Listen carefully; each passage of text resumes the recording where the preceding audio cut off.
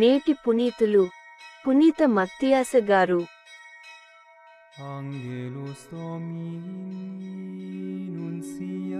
మత్తయి ఎన్నిక అయ్యెను, కనుక అతడు 11 అపోస్తులతో లెక్కింపబడెను.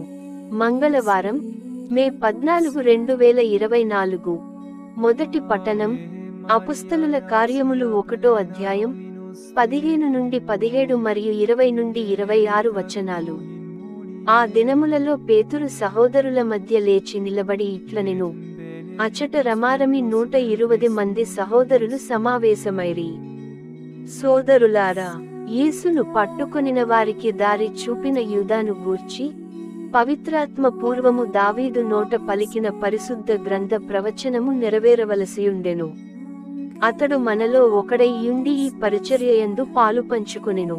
పేతురు ఇంకను వారితో, ఏలయనా, అతని ఇల్లు నిర్జనమగునుగాక, దానిలో ఎవడును నివసింపకుండునుగాక, వేరొకడు అతని ఉద్యోగమును తీసుకొనుగాక అని కీర్తనల గ్రంథములో వ్రాయబడియున్నది. కాబట్టి మన ప్రభువైన యేసు పునరుత్థానమును గూర్చి సాక్షిగా ఉండుటకు మనతో మరియొకడు చేరవలసి ఉన్నది. ఆ చేరవలసిన వాడు యోహాను బప్తిస్మమును ఇచ్చినది మొదలుకొని యేసు ప్రభువు పరలోకమునకు కొనిపోబడిన దినము వరకును ఆయన మన మధ్య సంచరించిన కాలమున మనతో ఉండినవాడై ఉండవలయును అనెను.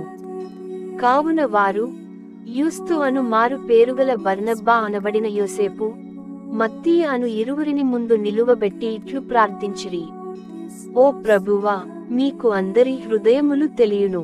తన దారిన పోవుటకు యూదా విసర్జించిన ఈ పరిచర్యలోను అపోస్తలత్వములోను పాలు పొందుటకు వీరిద్దరిలో ఎవరిని మీరు ఎన్నుకొంటిరో మాకు తెలియజేయుడు అని ప్రార్థించిన పిమ్మట వారిద్దరిలో ఒకరిని ఎన్నుకొనుటకు చీట్లు వేసిరి. అప్పుడు మత్తయి ఎన్నిక అయ్యెను, కనుక అతడు 11 అపోస్తలులతో లెక్కింపబడెను. ఇది ప్రభువు వాక్కు.